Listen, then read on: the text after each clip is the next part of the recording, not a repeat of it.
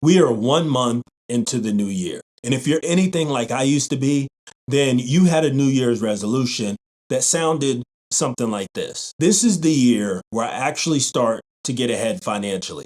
I'm going to actually start doing the things that it takes in order to hit my long-term financial goals. And then as time goes by, you revert back to old habits and you start to do the things that you've always done.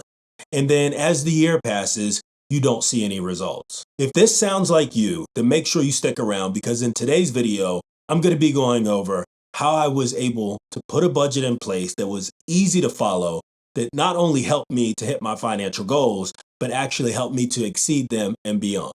And as a matter of fact, I still use these principles today. Now, the very first thing that you have to do in order to start to get yourself together financially is acknowledge that you have to have a budget in place. Now, one of the things that I often talk about when I stress the importance of having a budget in place is I compare it to actually getting into your car, putting in the destination into your GPS of where you want to go before you actually start heading to that location. And budgeting is no different. If you wouldn't get in the car to actually try to go to a destination that you've never been to before because you would get lost, budgeting for your financial future is exactly the same. Having a solid foundation, which is your budget, allows you to build on top of that in order to actually meet your goals. Now, before I actually started budgeting, I would get paid, and at the end of the month, I would often wonder where the hell my money was going. When you're not tracking where each of your dollars are going, it's very easy to see and to understand why you're running out of money at the end of every single month. Now, we can always make more income. But one of the things that I discovered when I started to actually budget was that sometimes we don't have an income issue. It comes down to how we're actually allocating the dollars that we bring in every single month. Don't think that's the case? I can guarantee you that you know at least one person that makes a substantial amount of money and they're always broke. See, we can make more money, but if we don't know how to budget our dollars effectively, it doesn't matter how much money we make. We're always going to be in this perpetual cycle of never having enough money at the end of every single month. Now, the second thing that you have to understand in order to get yourself together financially, is you have to actually start tracking where your money goes. So you have your baseline budget into place. And one of the things that I did early on in the process before apps really became popular in this space is I would take paper and pen and I would actually write out every single thing that I needed to spend money on every single month. And after the first 60 days of doing that, I really started to see like, man, I have all this extra money and I don't know where it's coming from. I would check my bank account and I would be like, oh, okay, I have an extra $500 this month.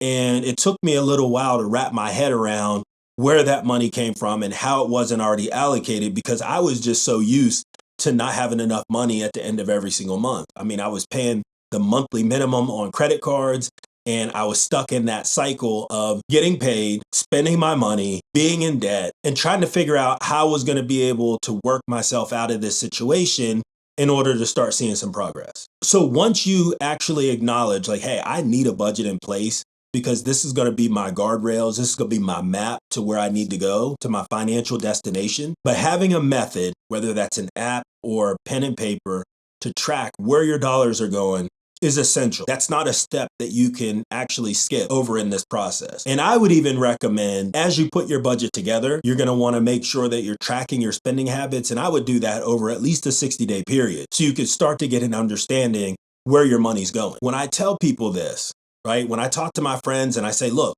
just track what you're spending your money on for 2 months, 60 days. And 99% of the time, most of them come back and be like, man, I didn't realize that I was spending so much money on junk and things that I didn't even need. Tracking, it's a very powerful tool. Make sure that you implement that. And there are many free apps out there that you can download that will help you to do this so much easier than I had to do when I first started tracking my budget about 10, 15 years ago. Now, the third part of setting up your budget to ensure your financial success is actually setting up and defining what your financial goals are. So we talked about the importance of having a budget in place and how it's your map. It's your map of your financial destination. Now, in this stage of putting together your budget, you're actually defining what your overall destination is. And as you're tracking what you're spending your money on, you can easily identify the things that are going to prohibit you from being able to hit your goals, right? So if you've got credit card debt, you've got store charge card debt, you've got car payments, you've got hospital bills, you've got student loans, whatever it may be, those are going to be the things that are going to get in your way to meeting your financial goals. Now, the one thing that's different this time around is that you actually have a plan. You have a plan in place that's going to allow you to map out how you are going to navigate your map in order to hit your financial goals. Now, your goals should be realistic, but set them high enough to where it's going to take a substantial amount of effort and energy and focus in order to achieve them. We don't want to set our financial goals so low that we hit them and then we think that, hey, you know what? We made it to where we want to be, but now we can let our foot off the gas. Don't do that. Make sure that you set your goals high enough that it's going to take you time, effort, and energy to obtain. Now, the fourth step of ensuring that you are well on your way to hitting your financial goals is setting up how you allocate your budget. And one of the simplest ways to do that is by doing the 50-30-20 budget approach. Now, if you haven't heard of the 50-30 budget approach, it is simply 50% of your monthly income is allocated towards your needs. So you've got your rent or your mortgage, you've got your groceries, you've got your utilities, you got your cell phone bill, your internet, your car payment. If you have one, I don't think that you should, especially if you're in debt. But if you do, it needs to be in that 50% of your take-home pay category. Now, I know a lot of people might start freaking out like, he's crazy. Half of my paycheck would not cover all of these things. And early on in the process, you might be right. But as you map out your budget, just remember this 50-30-20 that I'm talking about is really just a guide to get you started. But it is the allocation that I use today. I wasn't able to use that initially, but I had to work my way towards that. So just kind of keep that in mind. All right, that's what I would do with the 50% of my budget. And then I would allocate 30% of my budget based on my current situation. So if I have a lot of debt, credit cards, other consumer debt, things of that nature, I would allocate that additional 30% to ensure I'm paying off my debt. It's a large chunk of my take-home pay, but it's going to be the fastest way to get us out of debt, which helps us to get to our destination that much quicker. If I don't have a tremendous amount of debt, I'm going to use some of that money for things that I want, right? If I want to go out to eat, I want to go out to the movies, I want to take a mini vacation, whatever it may be, I would use a percentage of that money towards those things. Now, the remaining 20% of the budget can be allocated in a number of ways. You can save that money, especially if you want to start a business or you have a bigger purchase, such as a house, planned in the very near future. You can invest that income in the stock market. You can invest it in real estate. You have many different options of what you can do with that 20% of your income. But the ultimate goal is for you to utilize that 20% towards hitting a longer term financial goal, whether that be with investing in real estate, the stock market, or starting a business. Now, the fifth part of your budget to ensure that you're on the path to meeting your financial goals is having patience and trusting the process. You also want to make sure that you're taking time to evaluate your budget breakdown. So when you first started, 65% of your budget may have been allocated to go into your needs. But after 6 months or so, that may go down to 55%, for example. And if that's the case, you can reallocate those funds that you were paying towards your needs over into paying down additional debt or using it to save money to start a business or invest in real estate. The choice is yours, but the biggest takeaway is that once we're on the path to hitting our financial goals, that doesn't mean that you should no longer be budgeting. Like I said, I started budgeting about 12 to 15 years ago,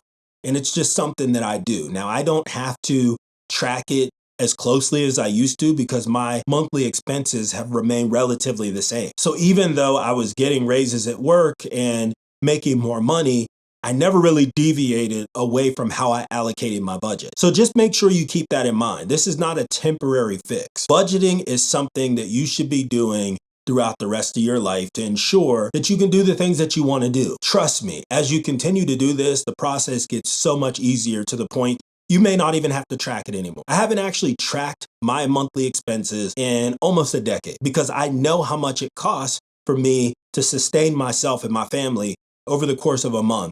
3 months, 6 months. I know what it's going to cost. And you will eventually get to that point too. Now, if you're ready to start being in control of your financial future, make sure you start with getting a budget in place.